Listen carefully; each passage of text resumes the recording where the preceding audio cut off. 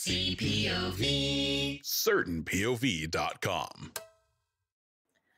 Before we get started, I just want to give a special thank you and shout out to our podcast network, Certain POV.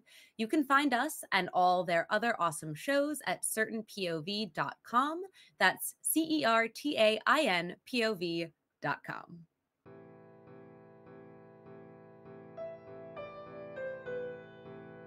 Are you tired of watching your beloved characters being tortured by careless authors? Are you sick of feeling like they could have swapped out all of the painful action and the plot would remain untouched? Subscribe to Books That Burn, the fortnightly book review podcast focusing on fictional depictions of trauma. We assume that the characters' reactions are reasonable and focus on how badly or well they were served by their authors. Join us for our minor character spotlights, main character discussions, and favorite non-traumatic things in the dark books we love. Find us on Spotify, iTunes, Google Play, or wherever you get your podcasts.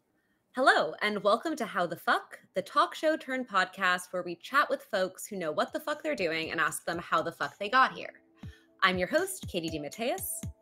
I'm also your host, Ben Martin Mooney. And I'm your thirdliest host, Zeki Alakaya.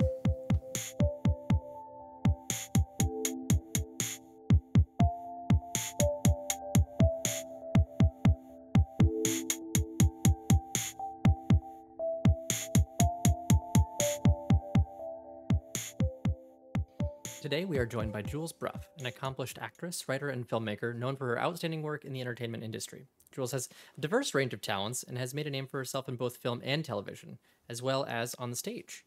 Known primarily for your portrayal of Catherine Allen in Zodiac, and as well as co-writing, producing, and starring in Part-Time Fabulous. So, Jules, how the fuck? That is a good fucking question. Well, so I, was an actor from the get-go. When I was like 7, I was like, Mom, I want to take acting lessons. And so I've been acting ever since I was 7. And that was, that's just a few years. Just kidding. It's been a long time. And I had a lot of success when I first came to LA in commercials. And it was great. And I was making a good living. And then I was like, wait a minute, I'm not like acting. Okay, how can I like get into that world? And so then I focused on it for a while and I did book Zodiac. And it was amazing to work with David Fincher. And it was definitely like, bucket list, amazing. And then even after that, it's still kind of like the engine wasn't going and I wasn't really like going on the kind of auditions I would need to go on to get to the level I always wanted to get to. So I saw a movie called, Ellie Parker. And it was co-produced by Naomi Watts. And she's also the star of it. And I was like, I can do that. I'm going to do that. I'm going to make an independent movie and I'm going to star in it. So that was the inspiration. And I found a pal, my friend Alethea Root, who was down to direct and co-produce and co-write with me. And so we made that and it did very well on the film festival circuit. And then a little bit of time passed. She had a kid and life happened. And I sort of stumbled upon this novel called The Good Side of Bad. And I fell in love with it immediately. And a friend of mine happened to be the author, and I asked her if I could get the rights from her. And so I did. And then I don't know how I did it, but I convinced people to give me money and make a second feature with Alethea. So we did the same pairing again. She directed, I starred, we write together, and we produce together. And that's doing the film festival circuit right now. And we just signed with the sales rep. So we're super excited. That's awesome. Amazing. That is amazing. Thank you. Are you able to say the name of that film that is doing the circuit right now, or is that still? Oh, yeah, absolutely. It's called Good Side of Bad. Cool. Keep eyes out for that for sure. Definitely. So, in this long and very wide journey that you've had in entertainment, including acting, writing, and filmmaking, you mentioned that you started off kind of moving out to Los Angeles and started doing commercials. How did you get started doing that? And what led you, or drove you rather, to that starting point for your career? Well, I had moved to LA and a friend of a friend was like, oh, my friend needs a roommate. And so I met him and I was like, okay, let's do this. And so the upstairs neighbor there Michelle Silver. Shout out to Michelle Silver.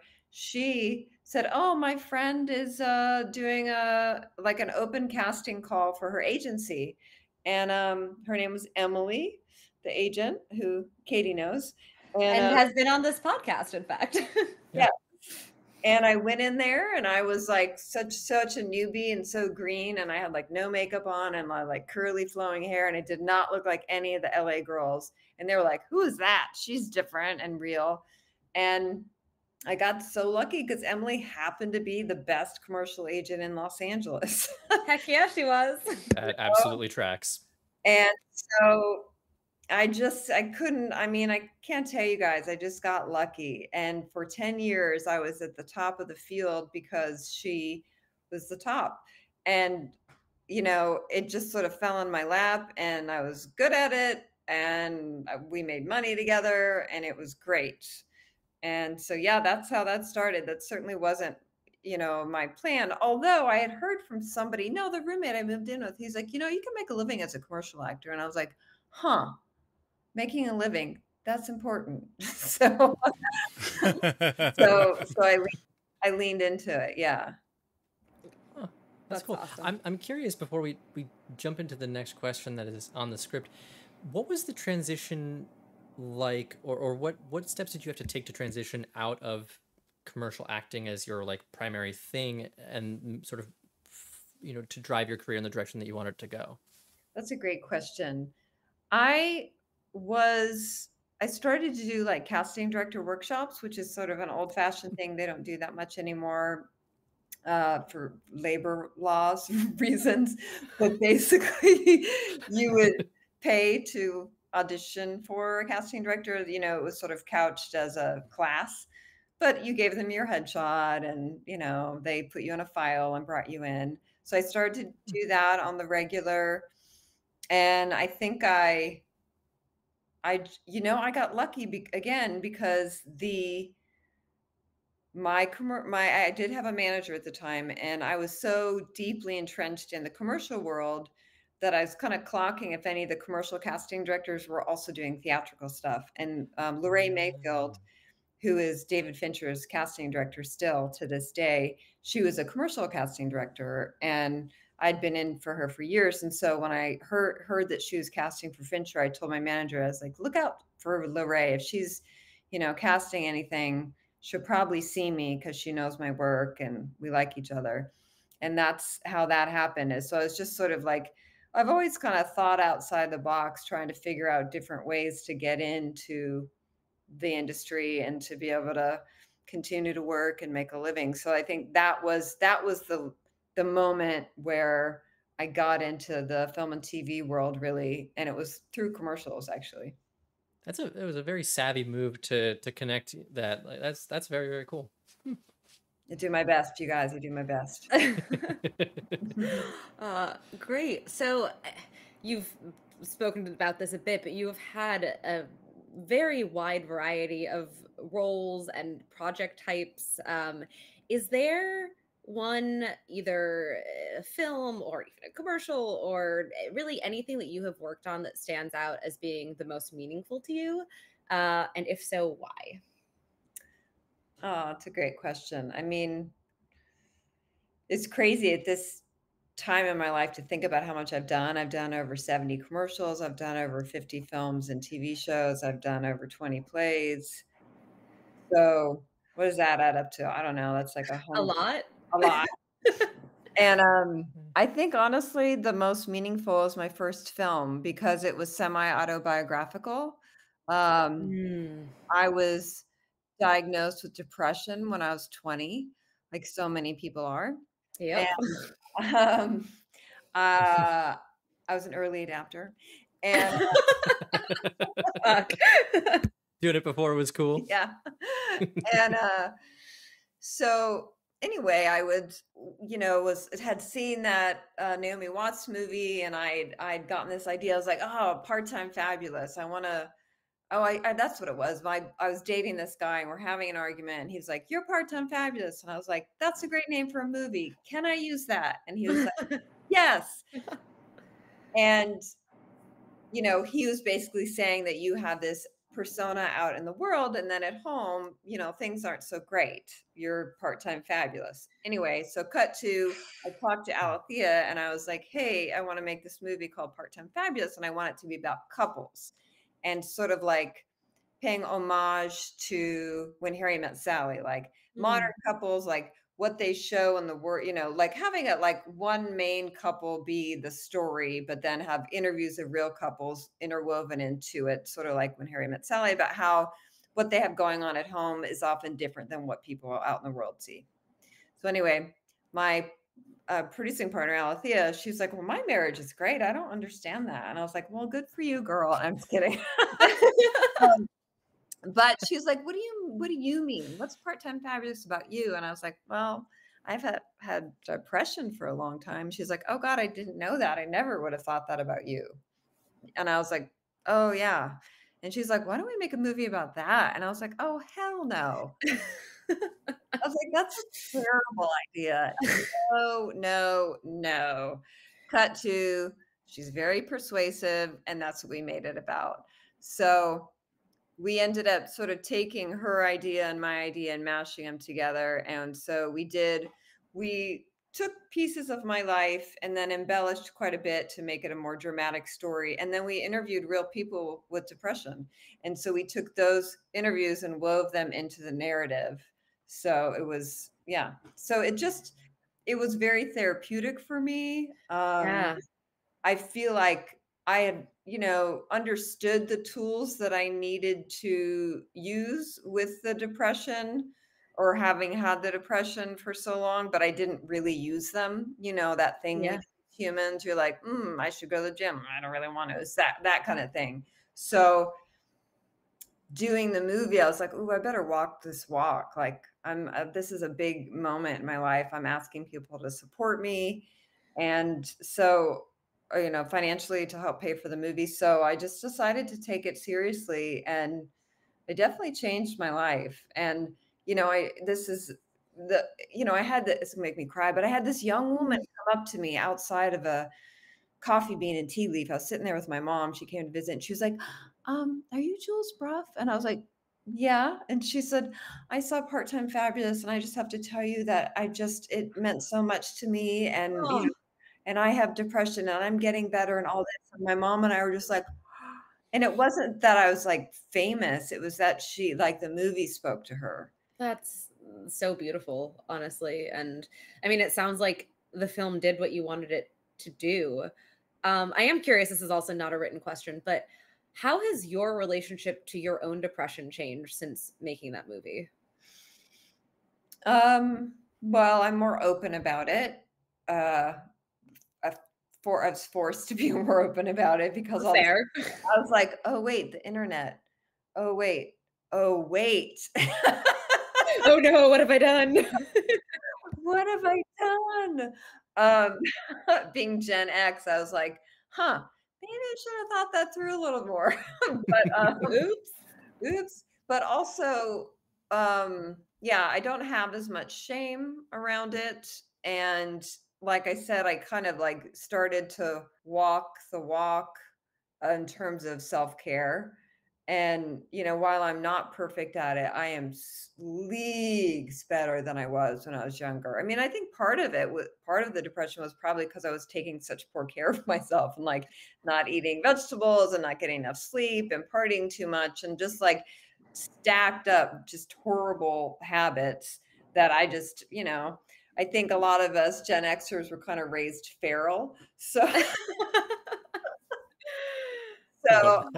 I mean, I love my parents, but I stand by that statement. And so I think it took me a long time to sort of figure out how to take care of myself. And I think it is it's a biological thing for me. So I think, yeah, self-care, making sure I'm in therapy if I feel like I need to be, or even if I don't feel like I need to be. And yeah, I've done medication, and just like I'm like a full-time project, but I do a good job with it now.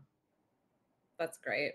Well, none of that is 100% relatable. So. I was going to say, Ben, I can see the look on your face. There's at least I can speak for Ben and I don't want to speak for Zeki, but we both are also clinically depressed. So this is definitely resonating. Yes. I love that it's resonating, and I'm sorry. It is what it is. Yep. What makes us funny. That's I know. it. That's does. that's our The our trauma. deflection. Trauma, sadness, hilarity. It's so Yeah. funny. Adversity makes a child funnier. It does. It does. Yeah. And it makes us resilient, even if it takes us a hot minute to figure it out, right? Yes. Yeah, it's Yeah. definitely, you gotta trudge through the shit for a while before you can get there. But Yeah. Gosh, it'd be like it feels such. yeah, how do you like transition it. It out just of feels like a that? bad Do it. question to ask. Do now. it. So here we Do are. it. Do it. So the entertainment industry is very competitive, and there are always new challenges that come up. On top of like your own personal stuff, like what are some challenges that have arisen over your time? Either just purely on the acting side, or as you begin to move into sort of broadening the scope of what you do. And how have you managed to overcome those challenges? Or how are you maybe still working to overcome those challenges, as the case may be? I love this question because I think this question is very universal for people who work in the arts. And, as I age, I'm seeing that there are new challenges that come up. Like, 20 years ago, I would have been like, I would have died to be in a commercial. And then I had the commercial career. And then, 15 years ago, I would have died to be in a Fincher movie. And, 10 years ago, wouldn't have believed that I could have made a feature film that won a whole bunch of awards. And I won like 2 best actress awards. I would have been like, what? That didn't happen. And so making the second film and still looking at Hollywood at large, which is, it's kind of a machine. There's so much money behind it. And, with that much money comes great responsibility and great stress and pressure for everyone who's creating these projects. And I think I'm still trying to find my way into the machine, but through independent projects, because that's where I find my joy. I love being on set and I love producing, that's not something I anticipated for my life, but when I produced my first thing like 12 years ago, I was like, oh, I'm good at this. Like, this is a different part of my brain and I like using it. So I'm sort of excited to see what avenue I take now. As I've made my second feature and it has won awards and all that, like, what's next? Like, am I gonna, continue to be this random weird triple threat of an actor, writer, producer, or am I gonna go and try to direct soon? Or I don't know. I have 3 films on my slate that I'm attached as a as a actor producer. And then I have seed money for my next film I'll be a writer actor on it, but I don't know, I might direct. I don't know.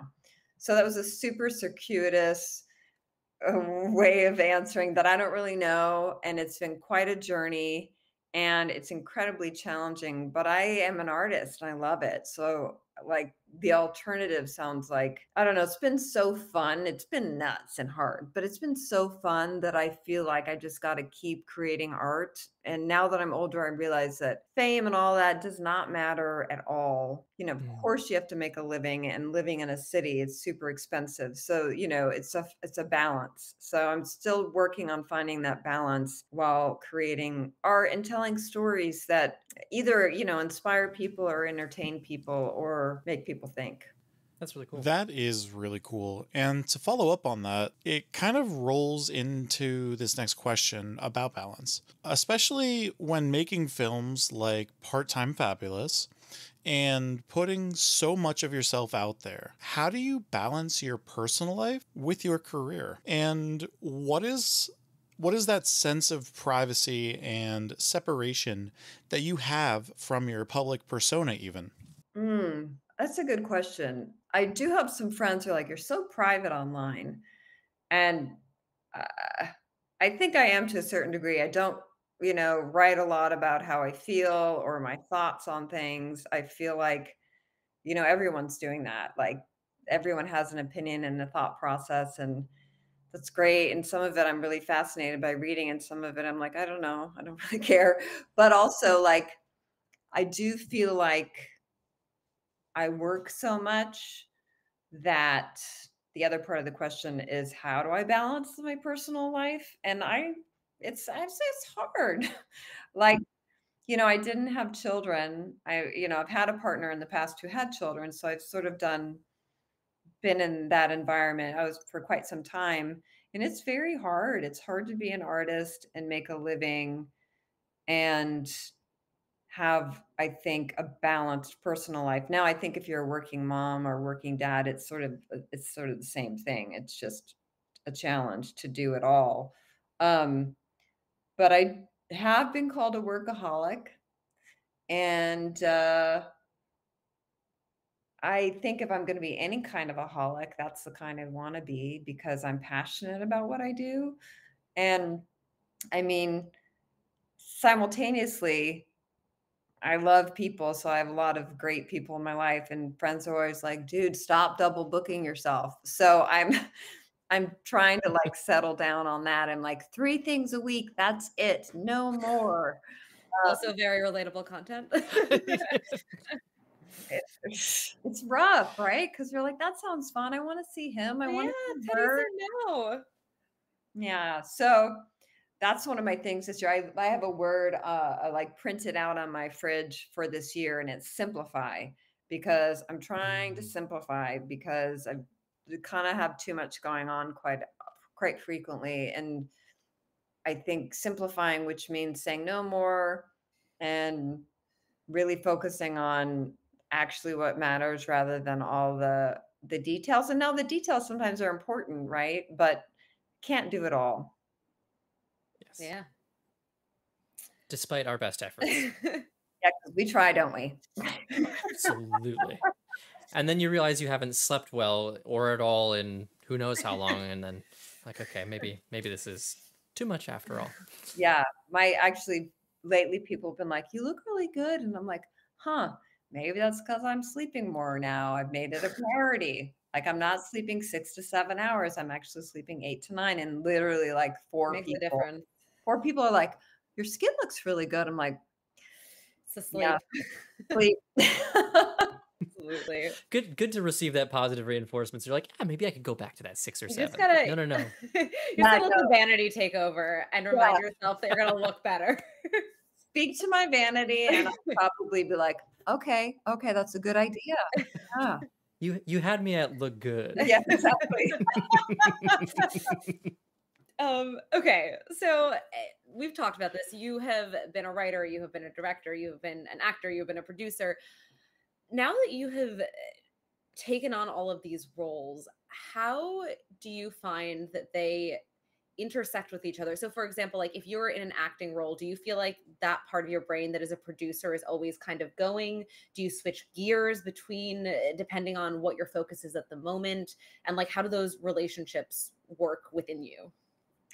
Um, in my heart, I've always been an actor first. Hmm. And so I think that helps me a lot as a producer and a writer. And I've only directed one thing, but when I go into directing more, I think as time goes on, I think my background in acting, in the thinking about what the people are going through who are in the story and what's motivating them and what's standing in their way, thinking about that from the producer and director and writer's perspective, I think helps me a lot. That's why I think I'm actually a really good producer, because I care so much about these poor actors, because it's such a, challenging road, and I just want to take care of them and give them as positive of an experience as possible. And I imagine when I'm directing, hopefully I'll be the same way, and, you know, want to protect them and give them a positive experience that they can be proud of. Hmm. And as a writer, yeah, I think it all does come back from me being an actor at my core, that it's about people and how they experience the good and the bad that happens in life, and that's what you think about when you're an actor. So I think that helps me with all the other hats that I wear.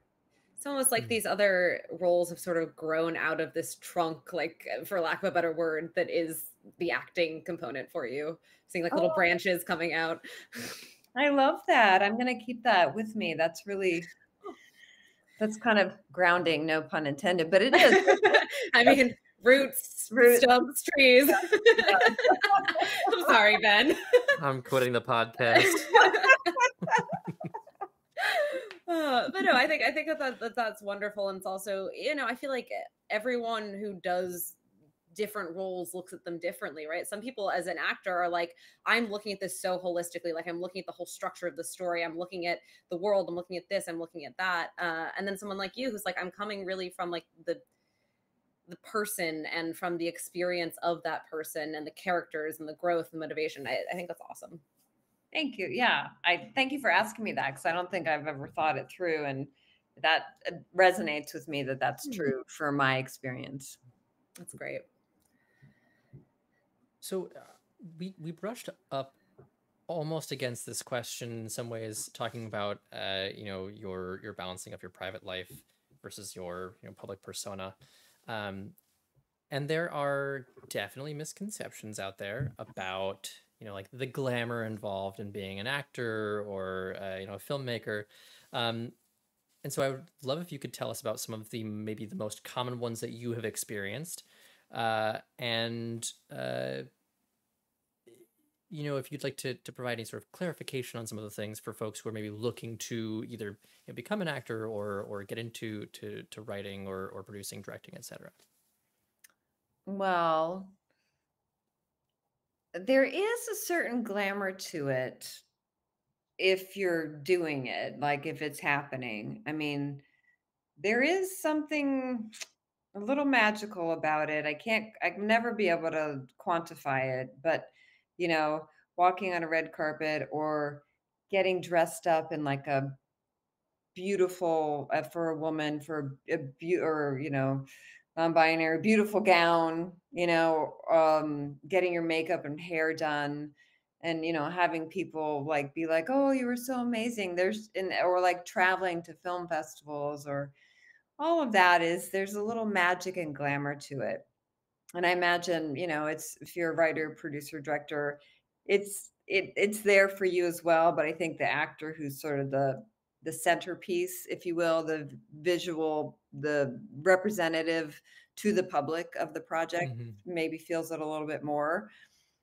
But that is such a small part of the job, that expecting it, and I guess in today's, TikTok, Instagram world, there's this expectation of this perfection and this glamour that is constant, and it's just not reality. I mean, everyone has to get up, everyone has to work, everyone has to brush their teeth and like get their hair cut, and go to the doctor and do all the things, whoever you are. Like, even if you have an assistant, they can't do all that for you. You have to do it yourself. Like, we all just have to be adults living in the world. And if you're passionate enough about whatever art form in entertainment you're going after, you have to know that it'll literally be like 5% glamour. And even if you're at the top, on the A list, and you're flying around all the time, and you're going to Cannes, and then you're going to Berlin, and then you're going to the Toronto Film Festival and Tribeca, think about how tired you are when you travel to your grandparents across the country and come back and have to unpack and then get back into life. Like, and you probably catch a cold on the plane. Like, think about doing that week after week after week. Like, it's a hustle. It's sort of like in today's world, musicians, the way they make a living is being on the road fully. Mm. And it's not that different if you're on the top and you're in the A list, you're traveling quite a bit, and it's tiring. So while the money can be amazing if you're at that top level, like, it's a grind. And then I know a lot of folks here, I'd say the top 20% of Hollywood actors in particular, who work regularly and they make a good living, and they, they own a home and they have retirement saved, and it's not as glamorous for them in terms of like that public persona, but they are working and they're the supporting characters, who are part of the engine that keeps Hollywood moving. And that's a sweet spot to be in too. A lot of people feel like that's the best spot to be in because you can still go to the grocery store without being like hounded. And if you want to take a walk on your street, you can, and people aren't going to be chasing after you. I mean, that 1% of Hollywood, I mean, it's sort of like being royalty, and it comes with all the trappings and the negative things. So it's there's many different levels here, and some are a little bit more palatable and easy to swallow than others. And I think that top 20% is sort of is a sweet spot. Because if you're not working and you're struggling, that's just a heartbreak. I mean, it's just, I've been at this for 25 years, and with all the work I've done, I, I could even tell you, I have a friend, Matt Knudsen, who saved and printed out a page for each audition he's been on his whole career. His book is like super thick. And I didn't do that, but I can't, you guys, I have no idea. Thousands of auditions. At the beginning, I said maybe I've done like 140 jobs or something. So while it seems like a lot, it's a grind. Definitely a grind. And I don't think a lot of people see that with what you're talking about, with the whole TikTok stardom and Instagram fame that people get, especially with the way that they switch up the algorithms on those platforms like all the time. So coming at it from a little bit of a different angle, what advice would you give individuals that are aspiring to either diversify a successful career in entertainment, much like yourself, or if finding one of those tree branches would be better in that sort of situation? I knew it would stick. It did stick because it has roots. Oh my God. You're going to make a stick joke just because branches are sticks. Oh yeah, I like that too. Oh God, what have I done? So I feel like if it's in your heart and you really want to do it, then you got to be your own sugar daddy or sugar mama. Like, you have to have a tandem career. You got to have something that you can do to support you that doesn't drive you absolutely bananas, right? Because if you're like grumpy because you hate your job, that's not going to be good for your work.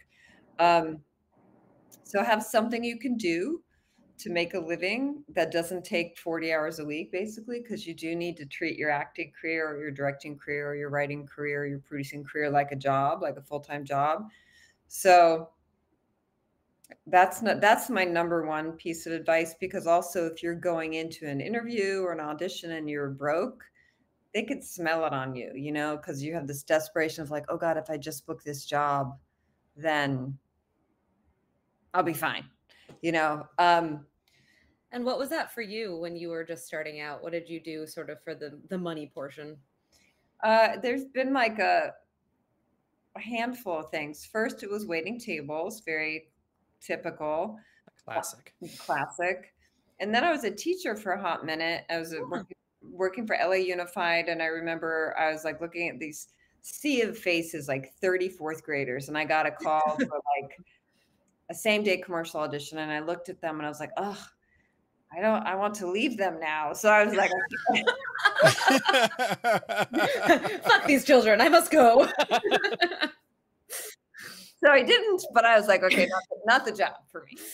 And then I was a personal trainer, very, very classic as well. I was a personal trainer, but I kind of like got into a cool gig where I would drive to people's homes and work out with them there, which was more my vibe. Like, I'm not a real huge fan of the gym, but it was a lot. I drove all the time. I was driving all over LA, like all the time. Cause at that moment I was auditioning for commercials all the time too. So at one point I clocked it and I was like, wait a minute, I'm in my car 4.5 hours a day.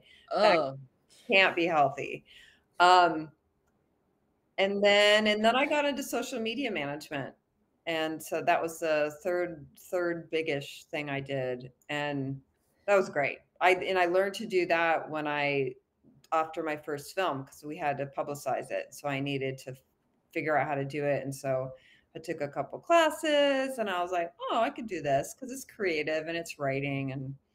And but going back to Zeki's question, what was it? So that was Yeah, like what advice would you give to an aspiring person in entertainment that would look into having more of like a diverse career such as yours? Because maybe they don't want to just do one thing or aren't sure what to get into yet. And we've kind of talked about it in a lot of our like previous questions, which is very helpful, super helpful.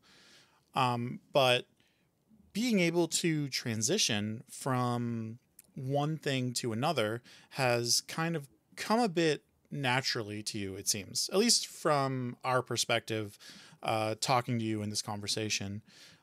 Is that something that happens a lot in the industry, or is that something you specifically went out to accomplish, like more than, say, some of your peers in acting? okay, I got you.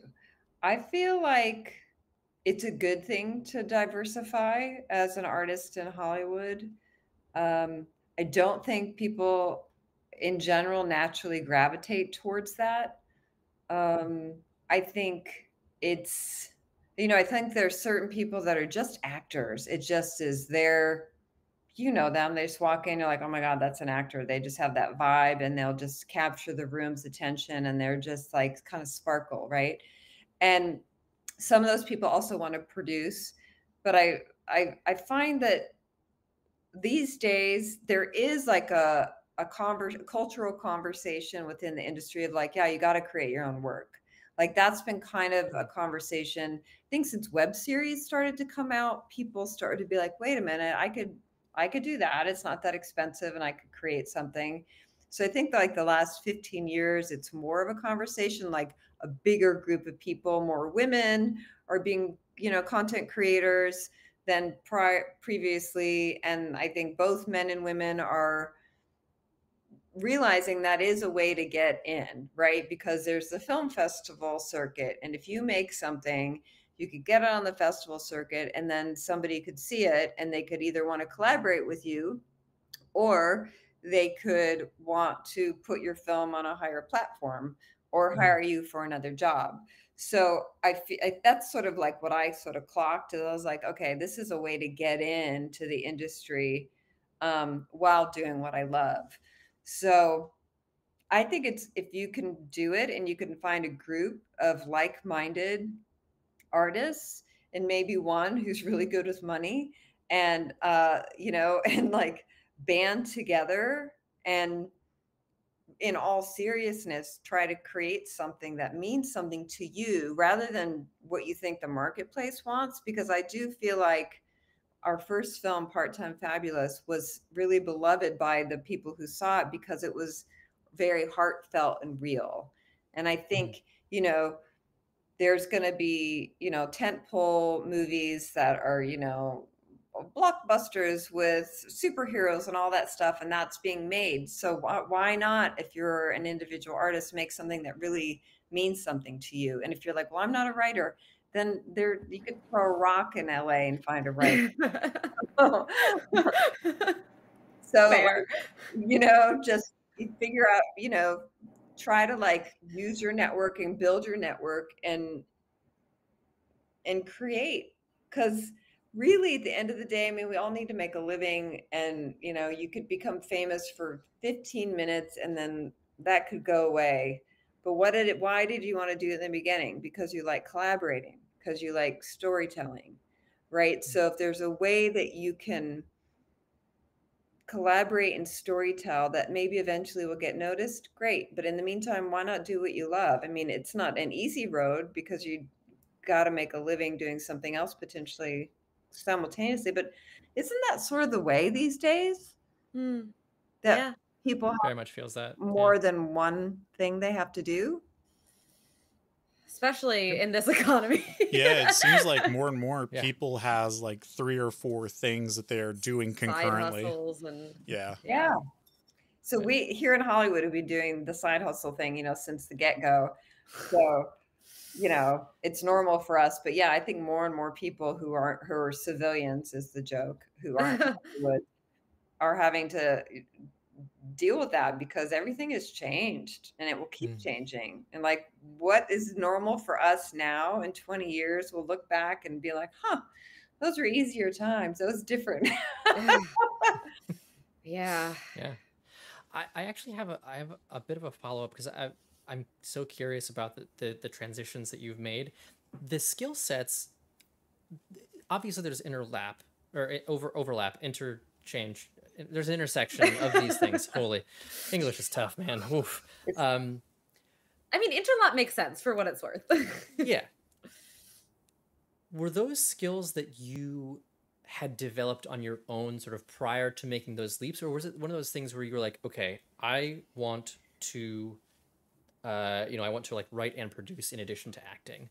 Let me pursue those skill sets in a very intentional way before making that? Or was it one of those things where like truly you just sort of had picked them up over time and were able to kind of step into those roles having some idea what you were doing? That's something I've never thought about. I think that since I have done a slew of different day jobs over the years, I had learned how to work with other people. I hadn't really learned to project manage, which is kind of part of producing, and I hadn't written. So I honestly think that I've been so myopic and so driven to make a good living in Hollywood, that when I saw that Ellie Parker movie with Naomi Watts, I was like, I'm doing that. And I didn't read a book. I didn't take a class on writing or producing. And, I made a ton of mistakes, but I'm a pretty quick study if I'm passionate about something. So I think my journey is probably not super unique, but I didn't study. I just sort of learned on the job. And I think in a way that's the best kind of learning. I mean, you can't always do that and that the opportunity doesn't always present itself. But yeah, I definitely learned on the job. Cool.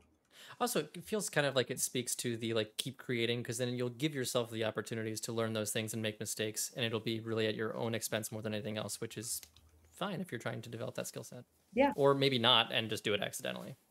Yeah. Yeah. Cool.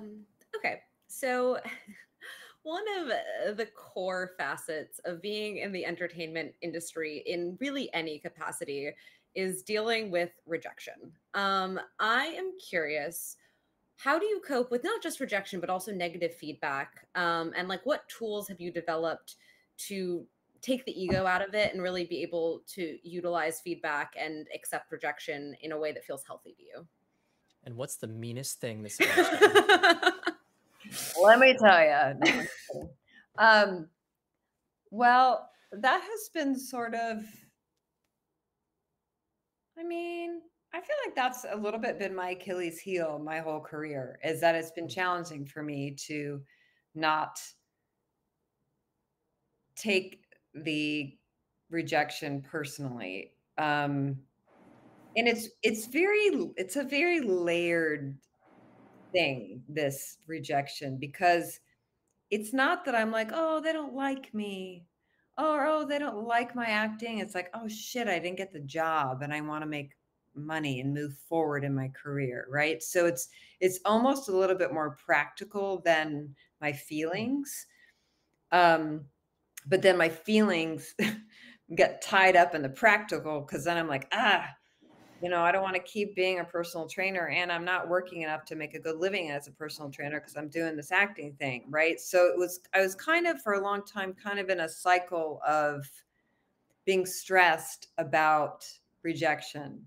So I had to like flip the script, and I had to create what I call my patience protocols. And if I do an audition, I throw the sides away. If I start to have a thought about like, oh God, I hope I got it, I go, you know what? You did the best that you could. And if it's yours and if it's meant for you, it'll be yours. And like just try to talk to that part of me that's like a worrier and there's like PTSD from all the years of this rejection, right? So I really did have to be like, okay, you need patience protocols, which is like when the thought comes up, just let it go and acknowledge it and be like, yeah, you're worried, but that is, you did the best that you could and it's out of your hands. So it's just I've had to teach myself patience around it. Not like I don't care, but like just patience and be gentle with myself about it because yeah, it's I remember I was waiting tables in Denver. I just graduated the University of Colorado Boulder and I booked my first movie I auditioned for and I booked the lead. It was called Virginia. And I was so excited. And I was waiting tables and this woman who had been a series regular on I don't know what show it was. It was either like Different Strokes or Give Me a Break. It was one of those like late 70s, early 80s, like big hits. And I was like, oh my gosh, it's so nice to meet you. I'm going to New York and I'm going to be an actress. And she was like, oh, she was like, if you could do anything else, please do it because it's terrible. Oh no. What? It's What like a the worst thing reaction. to hear. Like a fresh-faced graduate and someone's just like, Yeah. don't fucking do it. Yeah. And I was like, huh, well, that's not going to be my experience, And the truth is that it's hard. And, even if I have some friends who really just wonderful auditioners and their look in the moment and everything just like clicked and they've, had wonderful, wonderful, like more high profile careers than mine, but it's still a fucking grind for them. Like they are still auditioning. Like friends of mine who are like series regulars and stuff, when I figured out that they still are auditioning, I was like, huh, okay, so that just is a thing that just doesn't stop, unless obviously you're the 1% and then you're being offered stuff. So I kind of knew what I was getting into, but I didn't really believe it would apply to me. And it was hard. So the patience protocols have been a gift to myself to not go down the rabbit hole of any negativity about it because there's absolutely nothing I can do except what I did to prep for the audition. Because, I remember when I was a personal trainer, another side hustle story, I was training this casting director friend of mine. And she brought me in for this commercial and she's like, you're on a veil, which means it's between you and someone else. You're either in first or second position for the job.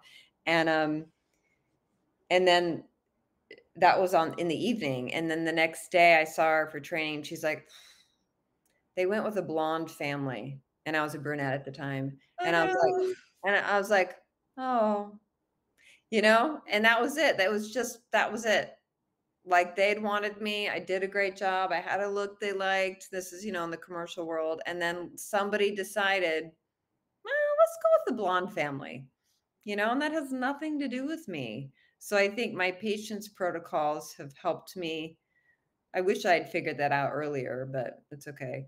Have helped me just sort of like manage the rejection and the numerous, the moments I had that I just wanted to quit because I was like, this is too hard. And I keep hearing now and now. Now I'm like, well, I'm just going about my life and either I'll get it or I won't.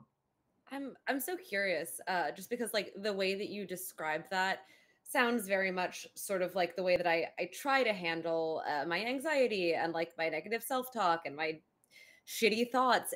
Do you feel like all the work that you've done around your depression has helped you to have the tools that you need to be able to just put things away and let things go? 100%. So it was during the pandemic. So not even that long ago, but it was the end of 2020. And like something clicked in me. I was like, oh, I know what a practice is. You do it all the time. Because I've literally read every self-help book and done every class and every course and been like doing all the things. And then I just, nothing really internally was changing. How, no, it's been a slow process and things have changed, and I have a great life and I'm very grateful. But there was still like a level of anxiety of trying to make it that I was living with. And so I started like reading and writing, and I'm not religious at all, but like a little prayer in the morning, and every morning without fail. And I've never been happier. And I've had the wherewithal, is the word I would use, to come up with something like patience protocols, because I ground myself with those roots. No, but I ground myself every day and realize how fortunate I am to be alive and to be healthy and to have people I love and a roof over my head. And so I think it's, part of my life journey has been learning how to take care of myself. Right. And so taking care of myself in the next level on a professional level was having these patience protocols so I don't spin out. Because I would spin out, and it's just like anxiety and depression. It's that negative thought loop. So when I really figured out how to truly ground myself every morning, my life has been good in the midst of like the craziness of our country. And like there's obviously so much shit that's going the on. microcosm, not the macrocosm. Right. Yeah. Yeah. And I do believe that if you're feeling peaceful inside, you're contributing positively to the world, right? So and also there's not much you can do for anyone else if you yourself are not okay. Oh my God, you're preaching to yes. Yeah. And that was my want, is to help people, but I was trying to help people while I wasn't really helping myself. So absolutely. I do think that my journey with depression, journey as an artist, and figuring out ways to take care of myself have helped me deal with being an artist in the entertainment industry. And as we, talked about early in the conversation, that there are still layers that I'm undoing and learning of, like, where I want to spend my time and what I want to focus on. Yeah. Damn. That's cool. It's interesting to hear all these things sort of like tying together. It's like, oh, okay, like the building of resilience in your personal life allows you to be that way professionally, which overall probably makes you a happier person, which makes your personal life a little bit easier. I mean, it's all holistic. Yeah. Speaking of holistic things, so we've talked now about the like how you handle criticism and rejection sort of professionally on that side of things. But there is the other side, which is the people that are consuming the content that you make. So, fans. And obviously having a fan base and engaging with your audience is really important. It can also sometimes become a little overwhelming. How do you approach interacting with people who are fans of your work? And have they, if they have, how have they maybe influenced some of the creative choices that you've made over the course of your career? I feel like I interact with my fan base with gratitude, because I just feel like lucky that I'm doing what I wanted to do when I was 7.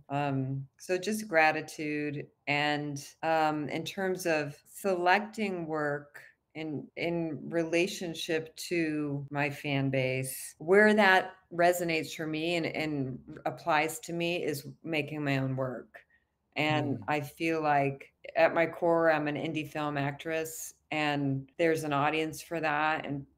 And that's where I seem to thrive and shine. That's rad as hell.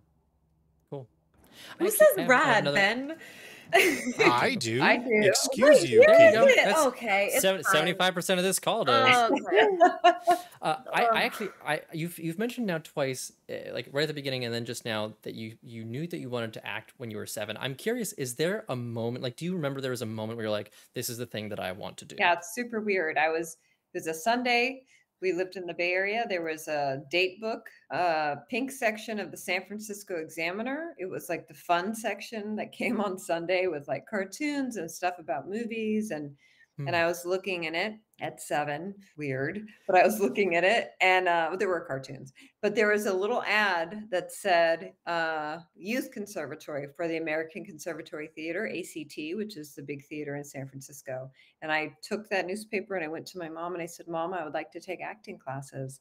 And she Wow. said, okay. Yeah. I don't remember why I had that thought. I don't know why I was like, let me think about what I'm going to do for the rest of my life, at 7. I mean, it But spoke to you. yeah. That's really cool. Wait, say it I said it just spoke to you in some kind of yeah, it did. I was gonna say innate, but yeah, I think that's the word, like a very like innate sort of way. Yeah, it just, and then another time I was with we had some relatives visiting from the East Coast, and we were down at Jack London Square, no, Pier 39 in San Francisco, and my family was walking, and I stopped, and I was very little still, probably before 7, and there were people rehearsing a Shakespeare play, and I sat down and just watched it, just like fascinated. And they had to come and get me. And then, another thing I remember is my brother, who is totally an introvert, would direct and tell me to do little skits for a company my parents would have over. So it was, those three things like made me be like, yeah, it just something I was born wanting to do it. And my dad did it in high school and then went like way different direction and then came back to it in his late 50s. So it's in the blood. Wow. Yeah. That's amazing. That's very, very cool. Yeah. So, talking about the past and looking at the future, you've mentioned now a few times that you are insanely busy as a self-proclaimed workaholic. What future aspirations and/or dream projects do you have at the moment? Is there a particular project or role that you would love to be on or dream of doing one day? Oh, I love this. I mean, if it were a TV series, I would love to be on a period TV show, like a recurring role on a period TV show that shoots in Albuquerque. I would just love that. And the role That would is so specific. Yeah. Why Albuquerque? What period? Because it sounds like so many questions. Obviously, it's Victorian England. I mean, I think we all know. Well, okay. So much shoots in New Mexico, in case you just, yes, it's a big place for people to shoot. Netflix has a studio there now, and like there's a lot of stuff going on. Like it's popping off in New Mexico. Oh my God. It says popping off. She says rad. Amazing. I mean, what's going on? I mean, so it's, and I feel like a period piece, like a Western or something like that would be rad. There it is again, would be rad to be part of. And to, be a woman the character being a woman who is, kind of an underdog who keeps fighting. Because I just feel like that's like the core of so many humans is that we are the underdog and we just keep fighting. And that's how you survive. So I'd love to portray a woman like that who wasn't super lucky. I'd like to do that. And then film-wise, I would absolutely love to work with, there's so many directors I'd love to work with. I'd love to work with Greta Gerwig. I'd love to work with Barry, oh gosh, what's his last name? He directed Moonlight. I can't. I know. We're all Googling away. Jenkins. Yeah, Barry Jenkins. Yeah, those are just two directors I'd love to work with. Like people who they're in the studio system, but they are human stories and not the big tentpole things. I mean, hey, listen, if someone wanted to cast me in a Star Wars spinoff, let me tell you what, I would do it in a hot minute. I love me some Star Wars. And then in terms of my own projects, I would love $1 million to make my next picture. I have a couple of ideas that I'm not going to talk about, but that I'm kicking around. I'm writing starting this month. It's February 1. So it's go time. We'll have a draft by July 1st. And then I'm fortunate. I have so many creative friends. I have two groups of people who are making their own features that I'm helping produce. That's super exciting. I hope those get funded. And then I'm helping produce a short film for another friend who I believe in so fervently. She's a phenomenal actress. She'll probably win an Oscar. And Yeah, I would love to honestly be an independent filmmaker till the day I die and do roles that challenge me and excite me and, make some money along the way. It's a very solid goal to have. Yes. Also, you said the date, and I'm like, oh no, people are gonna know how long it takes us to edit and release these now. Cut it out. It's February 1st, 2026, for those of you listening at home. Oh, all right. So we have 1.5 more questions. Okay. The first one is, could you just share either a memorable, rewarding, fun, or funny anecdote from your career that has left a lasting impact on you? Oh goodness, there's so many funny and memorable moments that have left so lasting impact. It could just be that you think it's really funny. That could be lasting too. Yeah. Let's see. I mean, something super memorable, I will say, is we screened our first film, Part-Time Fabulous, at the Albuquerque, speaking of Albuquerque, Independent Film Festival. And Giancarlo Esposito was in the audience. And he was super moved by the movie and wanted a copy of it to share with people and gave us a beautiful quote for our press materials. So that was like crazy and amazing and wonderful. And so cool, right? Because had such an interesting career being in Do the Right Thing and then the Breaking Bad and then obviously Better Call Saul and a million other things now.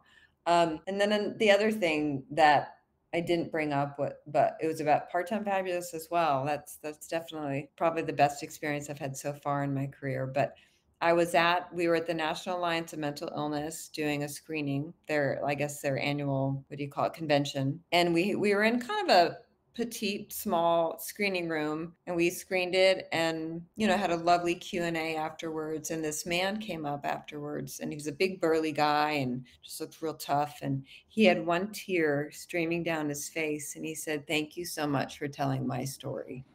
Oh, that is wonderful. Yeah, I'll never forget that. Like, for all the rejection and all the challenges and all that, like that's kind of everything. That means so much to me. So how emotional I'm getting right now really shows me that I'm a storyteller more than just an actor. Like, I want to affect my fellow humans and remind everyone that we're all in this together, God damn it. A fact that seems to be lost a lot these days. Yeah. Let's not end on that note. Oh, don't worry. I've got something queued up for us. It's not okay. That's just like, the world sucks. Goodbye. Thanks for joining us. Have a great night. So this is sort of the final thing. We want to make sure that one of the things that we ask you, of course, is you have upcoming projects. Please plug them. Where can people find you on the internet should they want to follow your career and see all the other fun, cool things that you will do over the next however many years? Okay. Yes, I love it. You guys are rad, by the way, and I'm going to use that word so much. It's going to drive me crazy, Katie. Sometimes coming out of you, it's not as bad. It's when it's coming out of my husband that's a problem. I think it's because I'm Gen X, so I'm like allowed, and then you're allowed to, though. I feel it for you very strongly. Thank you. I appreciate that. I try to say millennial and Gen Z stuff, and I sound crazy, but for some reason you don't seem, because I think rad's such a rad word. It's a great word. It's a great word. It is a great word. So you can find me on Instagram is my main one that I do. It's just my name, Jules Bruff. I have a TikTok thing, but I might need to hire a youngin to do it or something, because I'm just like, Jesus Christ. TikTok is a monster. Where have I heard that before? That's like a whole that's like a whole job, I feel like. It really is. Yeah. So the gram is where you could find me. And I do show my life and my work. Although I'm kind of private, I do show my life and my work to a certain degree. Of course, I have a website, julesbruff.com, and It's good for my star meter. If you check me out on IMDb, Jules IMDb star meter, so silly. And upcoming projects, well, please keep a lookout for Good Side of Bad. We just signed with a wonderful sales rep on Tuesday. We're so excited. So he's going to be pitching it to some of the bigger sort of companies that support independent films. So hopefully we'll have a sale sooner than later. And then we are at the Durango Independent Film Festival at the end of February. We have 2 screenings. We're super excited about that. And then we're going to Rhode Island, which is exciting. We'll be at the Block Island Film Festival at the end of May. Very cool. And in terms of the other projects I have coming up, I have one called Station Zero. It's about the radio station that doesn't exist. It may be about aliens. We made a short film about 10 years ago, and we're turning that into a feature. Cool. And then another one is called Shrimp, and it's a very politically based.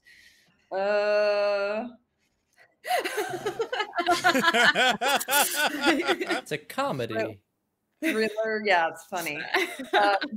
And then the short film that I'm helping produce is called NOLA, and that's very exciting too. So yeah, so I have a whole bunch of those things happening. I'm auditioning for TV and film. Hopefully you'll see me in something soon. Star Wars, obviously. You heard it here Star first. Wars, of course. That's right. That's right. Mr. Favreau. Yeah. Come. Let's just make it happen. Don't make me happy, please. Oh, God. Well, we will definitely be rooting for you. Oh my God. Bringing it back. I'm gonna Katie's gonna hit you over the head with this. It's just a day in our household. It's fine. What kind of food did you order? Groceries. Yeah. Yeah. I was looking for some Thai food for some reason. Oh, I love Thai food. Yeah. There's a really good Thai place around us too. Anyway, sorry. That was a huge tangent. Jules, thank you so much for joining us. It was an absolute pleasure to have you on. We will definitely be keeping an eye out for all the various projects that you have in the works. And until next time, I'm Katie. I'm Ben. And I'm Zeki. And this has been How the Fuck. Yay!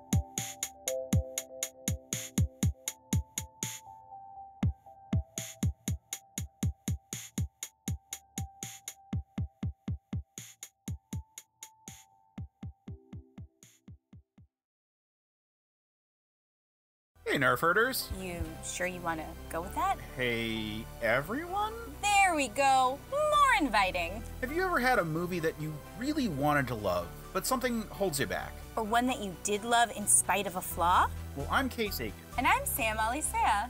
And on Another Pass, we sit down with cool guests to look at movies that we find fascinating. But flawed. And we try to imagine what could have been done when they were made to give them that little push. We're not experts. We just believe in criticism. Constructive criticism. Sure. So come take another pass at some movies with us. And every now and then, we can celebrate movies that did it on their own, too. You can find us at certainpov.com or wherever you get your podcasts. Pass it on.